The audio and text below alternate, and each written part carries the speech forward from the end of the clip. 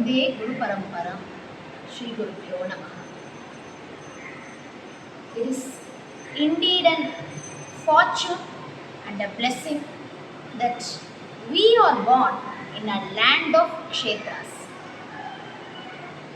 Bharata Desha, which is known to be one of the auspicious places of the seven Dvipas, is known to consist of so many kshetras across it, both in northern part of India and in southern part of India.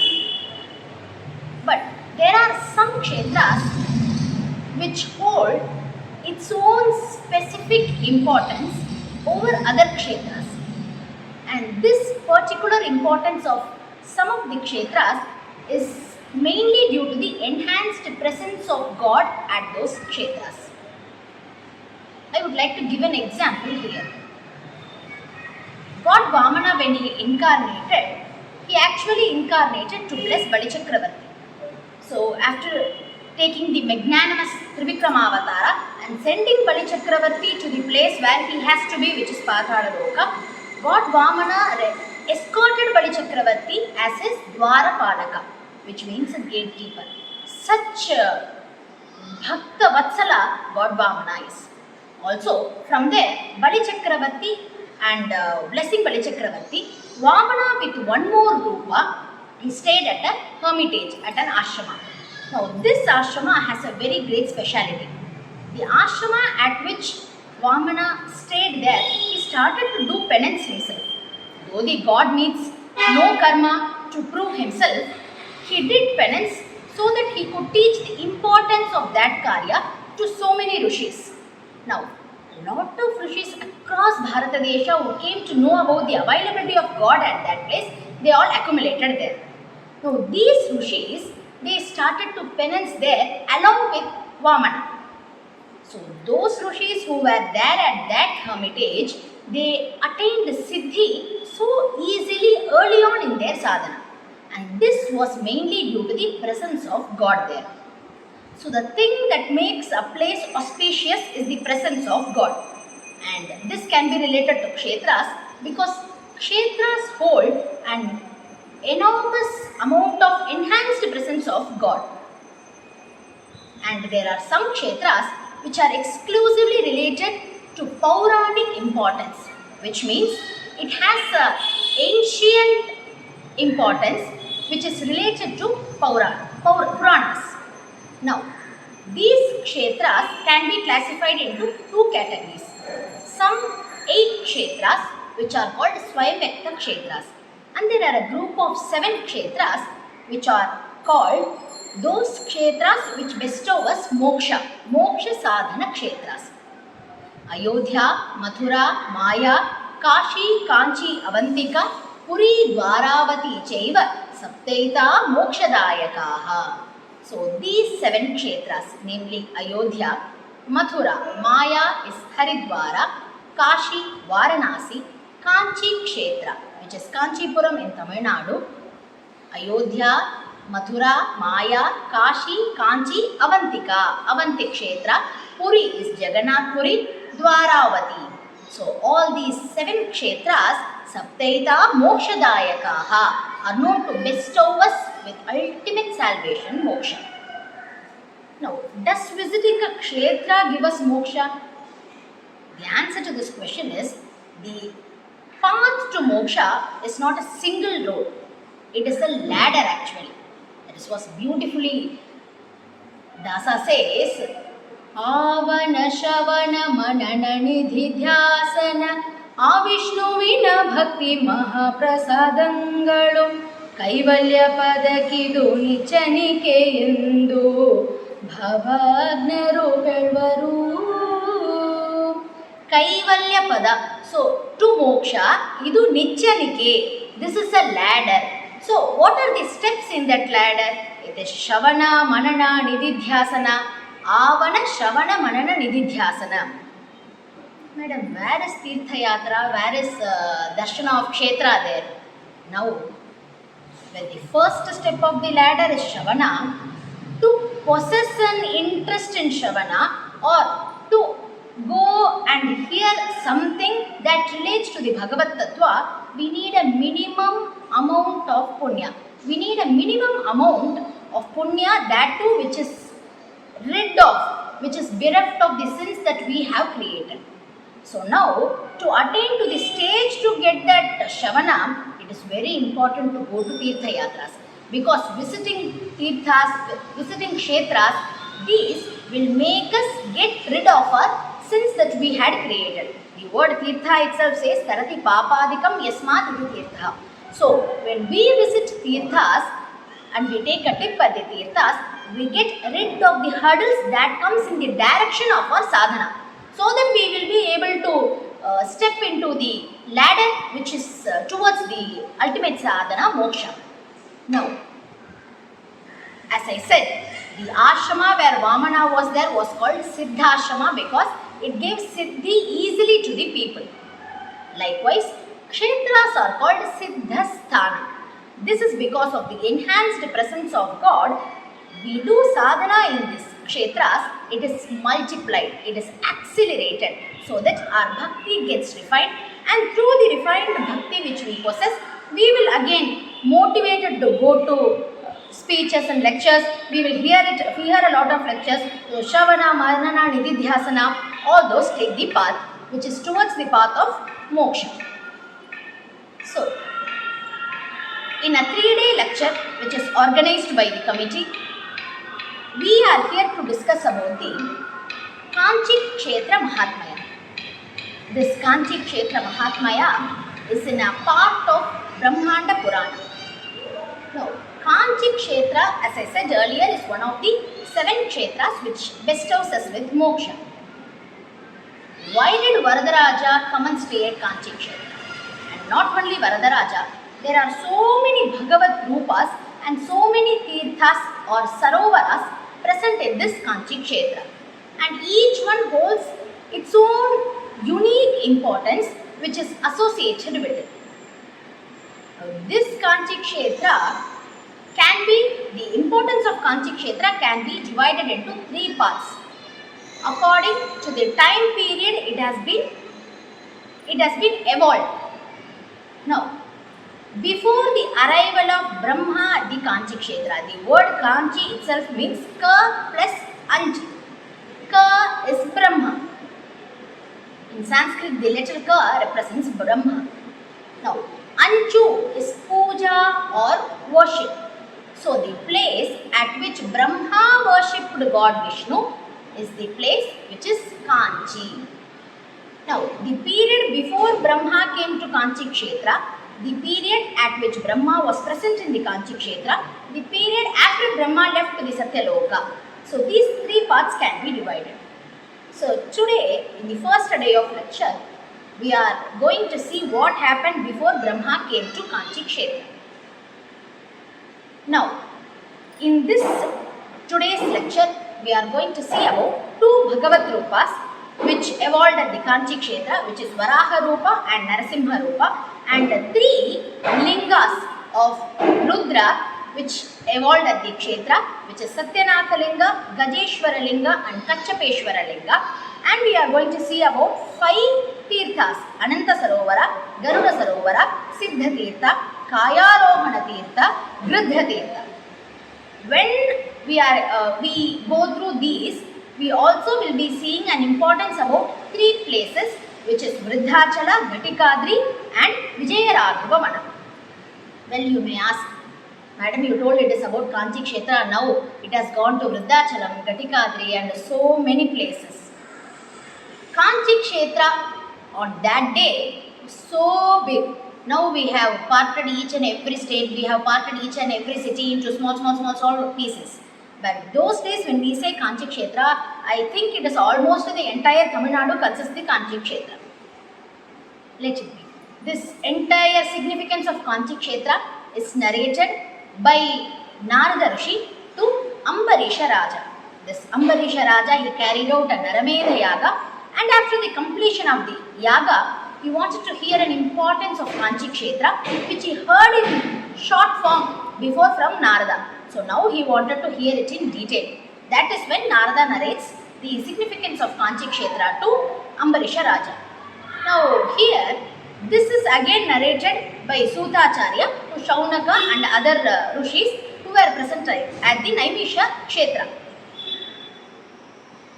Narada starts his lecture on Kanchi kshetra by first telling why it got its name Satyavrata kshetra. So the first name which was associated to Kanchi kshetra was Satyavrata kshetra. Now Ambarisha Raja, who was very eager to know why it got its name, Narada starts to narrate the story. Once upon a time, there was a Rakshasa, a demon by the name of Hiranyaksha. This demon, who was named Hiranyaksha, was so evil that he wanted to torture the entire people in the Bhuloka. So he took Bhumi and he kept it, kidnapped Bhumi I should say actually, and kept it in the waters of the Pathada Loka. So Bhumi got immersed in the Pathada Loka. And Bhagavan Vishnu, who can never wait to see how his bhaktas are getting troubled, got incarnated there, and his avatara took place in the form of Varaha, a wild boar. So Vishnu, who incarnated as Varaha, straightly came to the place in the Pathada Loka, fought a hectic battle. It was not hectic for Vishnu, it was hectic for that Rakshasa Hiranyaksha. Vishnu, with even a half of a second or even less than a second, he could have killed the Rakshasa, but he wanted to see what all magic or what all play that Rakshasa wants to show to Vishnu. So there he waited for some time. He fought a battle with Hiranyaksha, and after destroying Hiranyaksha with the enormous tusks that he had, here the Hiranyaksha fell dead to the ground. And there he takes Bhumi and he places at a place where it was exactly there. Now you can ask me, how come Hiranyaksha kidnapped the entire Bhumi? If the axis of the Bhumi gets changed, the complete center of gravity will collapse and everything will fall apart. How did it happen?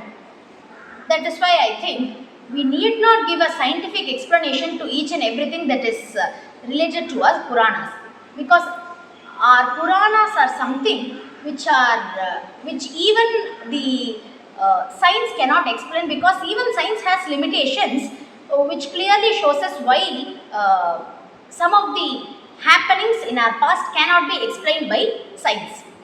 Now, so Varaha Bhagavan exactly placed Bhumi at the place where it should be. So where it was earlier, exactly there. So after placing Bhumi at a particular place, Varaha, with one of his tusks, he dig the Bhumi from the bottom. From the Pathada Loka, he started to dig. Now he is on the outer portion of the Bhumi. So he has to enter the surface. So how will he enter? So he started digging with one of his tusks. So he forcefully dug the Bhumi and he came to the surface of the Bhumi. But when we normally dig some place, the mud which is dug out will form in the form of a heap. Likewise, here also, when Bhumi was completely dug or plowed, there formed a heap on the surface of the Bhumi. So this heap formed on the surface of the Bhumi was called Varaha Valmika, and this in later part was called Hastigiri, where Varadaraja resides. So this heap of Bhumi is formed by an elevated portion of the Bhumi is formed by God Varaha. So Varaha, he made a hole from the bottom of the Bhumi and he came to the surface. Now after coming to the surface, the hole through which Varaha came looked in the form of a cave. So he came out of the cave, he stood there near the cave. Now Varaha was completely immersed with water which was from the Pathada Loka. So he came fighting a battle with Hiranyaksha. Of course his body was completely wet with Pathada Loka's water. So as soon as he came to the surface, he started to shake his body. Bhagavan, when he incarnates in a particular form, he tries to act like the form in which he incarnates. For example, when Vishnu incarnated as Rama, we see that Rama once cried as he was separated from Sita, though the god is Nirdosha, just to show to the people that he has incarnated in the form of a human, he just cried. Likewise, here also, Varaha, he incarnated in the form of a boar. So, animals, it has a tendency to shake its body to get rid of the water that is present on the body. Likewise, here also, Varaha, it shook its body, and from the hair follicles of Varaha Bhagavan, water droplets fell to the ground. So these water droplets, they formed a pond. So the water droplets that fell to the ground from the hair follicles of the Varaha Bhagavan, who was wet from the waters of Patala Loka, formed a pond which was called Anantasarovara. At first it was called Varaha Tirtha, and it was the place where Atti Varadaraja was kept. Now, this Varaha Tirtha then got its name Anantasarovara because on the dense portion of the Varaha Tirtha, there stayed Adisesha, who meditated upon God. So, on its name, Adisesha was called Ananta. So, because of him, the place got its name Varaha Tirtha. And this Tirtha, Varaha Tirtha, or what we call now today is Anantasarovara, is known to destroy all our sins. I'll just read this. Varaha Tirtham Akyatam Sarvapapa Pranashanam Yad Anantasaronama Kyatam Loke Supavanam. So this Tirtha, taking a dip at this Tirtha or just a prokshana from this Tirtha will get us rid of all the sins that we have created. So Varaha Bhagavan created a Tirtha, or the water droplets which were present on the body of the Varaha Bhagavan, created in the form of a pond. Now after creating this, there comes Bhudevi. Bhudevi was actually before very terrified due to the kidnapping that happened by the Rakshasa Hiranyaksha. And Varaha Bhagavan here pacifies Bhudevi. He makes her calm. He says, "Do not worry, I am there to protect you. I am there to protect you. I have protected all my bhaktas. I have never left any bhakta without unprotected. I have protected you. Now you are rid of that Rakshasa. So do not worry," says Varaha Bhagavan. And then Bhudevi compliments or praises and glorifies the god Varaha. Bhudevi beautifully narrates about how beautiful Varaha is. Actually, they say Varaha is one of the most beautiful avatara of Vishnu. Sundaranana Kanja Madhupana Indu Nodida Karana. Sundaranana, Dasa says that it was one of the beautiful avatara of Vishnu. And here Bhudevi glorifies the god Vishnu through her words. And then says, "Oh God, even though you have protected me from the fall of that Rakshasa Hiranyaksha, my fear is not completely destroyed. I am still fearful. I am still petrified by one more Rakshasi who is residing at this vicinity," says Bhudevi. So Varaha says, "Who is it? Please tell me." That's when Bhudevi says, "There is a forest near this place which is called as Jhillika Vana, and the name of the Rakshasi is itself Jhillika. She got so famous that the forest itself got the name of Jhillika Vana. Now residing in that forest, she is on her highest of atrocities. She kills even the children, ladies, she kills Brahmanas, she kills people as if nothing matters to her. And due to the gigantic form she has, no one can just protest her. And I am fed up of the atrocities that is done by her. Please kill her and save me. I cannot now hold her. It's a burden. She is like a burden to me. So So please destroy her and protect me, says Bhudevi.